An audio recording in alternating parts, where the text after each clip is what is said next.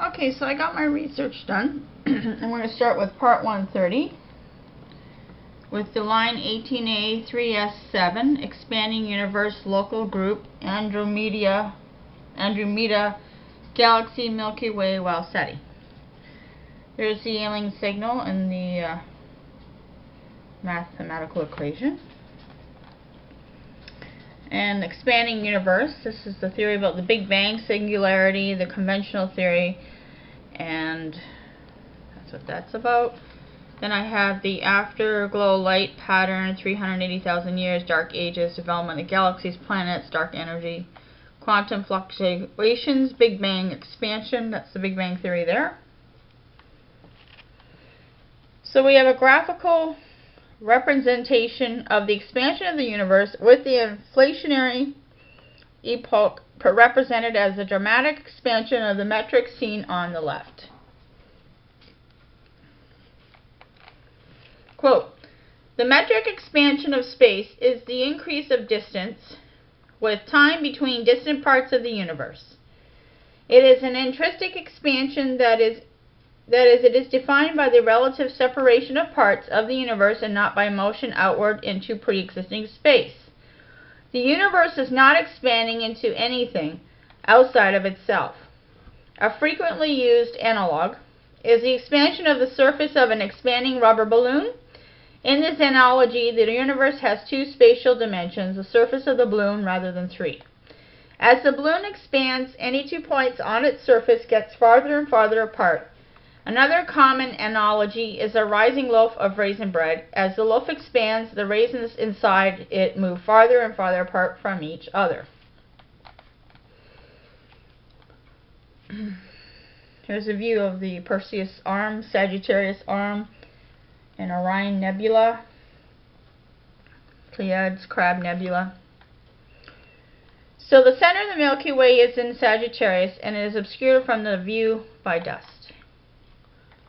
The Sun is XXX from center in the Orion arm. During the northern hemisphere summer, the Milky Way our viewing across the sky is in the direction of inwards towards the center of the galaxy. During the winter, we are viewing outwards. Because there is more spiral arm material inwards than outwards, the summer Milky Way is brighter. On the other hand, a cold sky is drier than the summer sky, resulting is less scattering of light, allowing us to see the Milky Way with more contrast. The local group is the group of galaxies that includes Earth's galaxy, the Milky Way. The group comprises more than 54 galaxies, including dwarf galaxies, with its gravitational center located somewhere between the Milky Way and the Andromeda galaxy. I looked up the local group because I didn't know what it meant. Okay, so the galaxies of the local group cover a 10 million light-year diameter. They have a binary shape. They have a total mass of that much.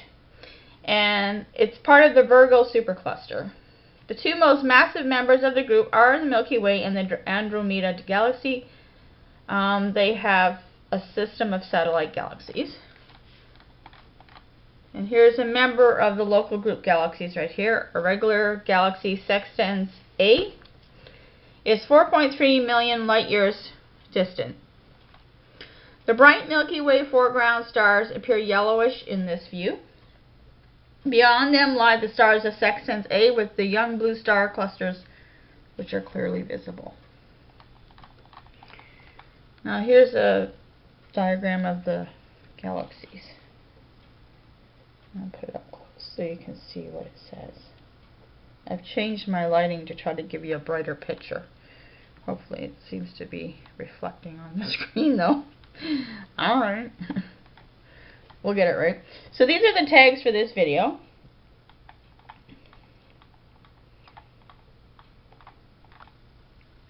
Let's get all that stuff there. February 13th, my thoughts.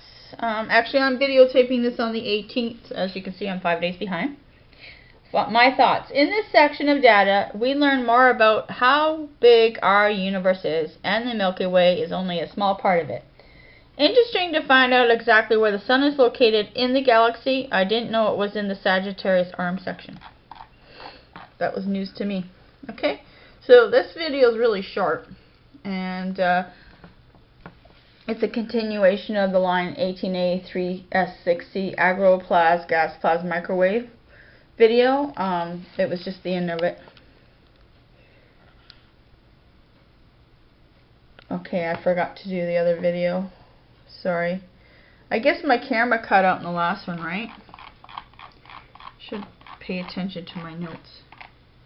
So there's the tags for this other video, the last one. And this is where it died. Okay, so the notes from the other one was February 20th. My thoughts continued. This was from the previous video. I didn't get a chance to do this. So I took some of this data here about the propulsion technology for the UFO engine and added the components for the space elevator because they came up together. And I'll just show you real quick. There's the calculations there. There's that. We did this. Gold plus reactor. So this was some new inventions that came up that we could use for the UFO engine. That's what that one's about. And there's the one of the formulas that you can use with that.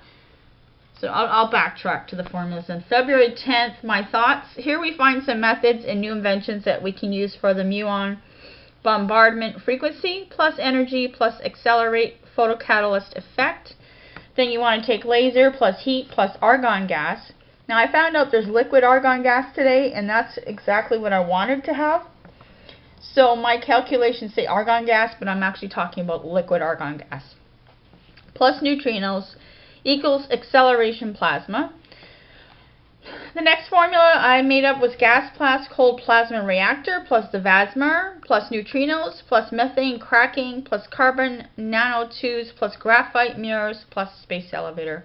The space elevator isn't until 18Q. I still have to go through B all the way to Q to get to that point, but there are different components coming up for the space elevator. So when I find them in my other lines, I of course put the word space elevator so we have a keyword, and when I get to that lens, that module, I will backtrack and show you everything that comes with the space elevator idea that I have, and what the inventions that are out there and what patents we can use to make it. Okay, so I separated this particular data into 3 sections so we could look at each set of things in units. Line 18A3S6. Okay, I'm not going to read that because I'm getting out of breath here.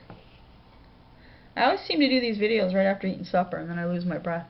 So it's line 18A3S6 and then 3S6B and 6C. Those 3 videos, they're connected together. So it's up to those who invented these things to get together, compare notes, and see what you can come up with in relations to the propulsions required for a 5G force UFO engine.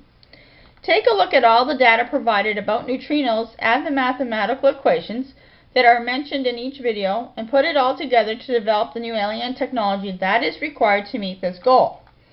Neutrinos plus gas plus mathematical functions plus calculations plus equations plus jet propulsion ideas. For all those calculations and everything in this formula, you want to look in all these lines of data. Again, all this will be blogged on the Victoria Stafford A Psychic Investigation. I also created a new blog today on SpaceDEV where I'm going to post the formulas so we can keep track of them. And that one's going to be called Alien Contact Wow Seti News, and it's going to be on SpaceDEV, okay? So I'll be posting that on my Twitter. So if you go to the Twitter at the ID Oracle Says, you'll be able to see it there. Okay? So neutrinos, gas, mathematical functions, calculations, equations, jet propulsion ideas. That's all there. So February 20th, 2012, my thoughts continued.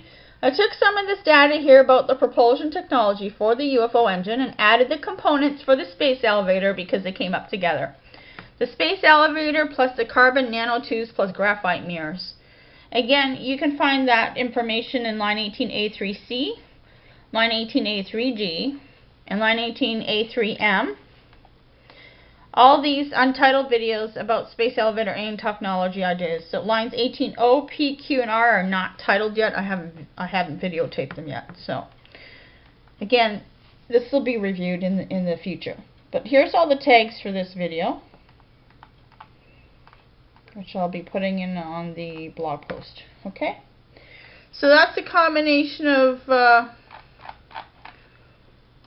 line 18A, a3s7, which is agroplast, gas plasma, microwave, CN, H2 reactor, cold plasma, Wow Seti. That was part 129, and then of course we just did part 138 with the expanding universe theories. All of line 17 is basically components from inventions and patents and the explanations for what the terminology means. Line 18A, every single module is about the jet propulsion formulas, so you're going to have to watch all of them because there's a lot of formulas that come up and there's a lot of things that I put together for you to try out with your testing at CERN. Okay?